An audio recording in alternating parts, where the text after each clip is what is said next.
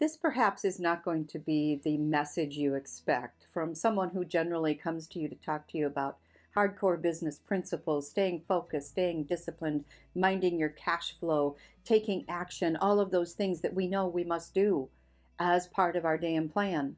But today's message is probably the most important message of my lifetime, the most important message that I can bring to you.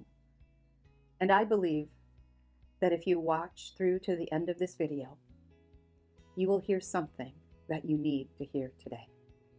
So I'm going to veer a little bit off the beaten path, and instead of giving you 3 tips or 3 core principles that you need to pay attention to, I'm going to tell you a story. So they called him Chuck, Charles, Cowboy, and Handsome. I called him Sweet Prince, and he called me Sweetheart. This isn't about the love of a lifetime or lost love. This is about lessons that I learned from a very good friend.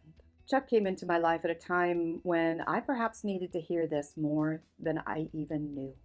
I needed to see it more even than I needed to hear it. I watched this man who, well, when you have the name of Cowboy, you've beaten on your body pretty good.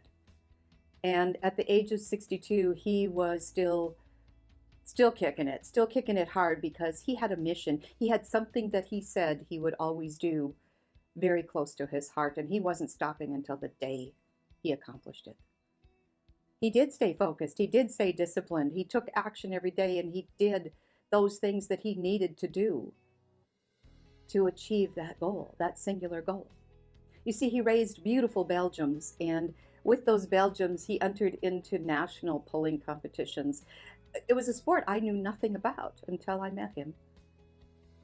But I could see the dedication, the science behind it. It wasn't just about hitching some horses to a sleigh and then wham, off to the races. No, there's a lot that goes into this. There's that commitment, that discipline, that focus. I watched him do this every day, all summer long. He put up hay. He took care of the horses. He took care of himself, because at his heart, there was something he always wanted to do, that he had to do, and that was to win the nationals.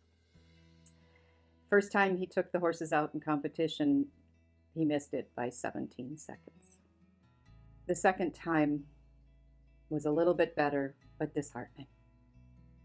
And like so many of these types of stories, you know what happens on the third time. Yes, he made it. He came across that finish line. There was a woohoo as he crossed it, and I could feel his joy for having done that thing he said he would always do. It wasn't about the competition. It wasn't about the winning. It was about the staying committed and focused and really going all in on this dream that he had.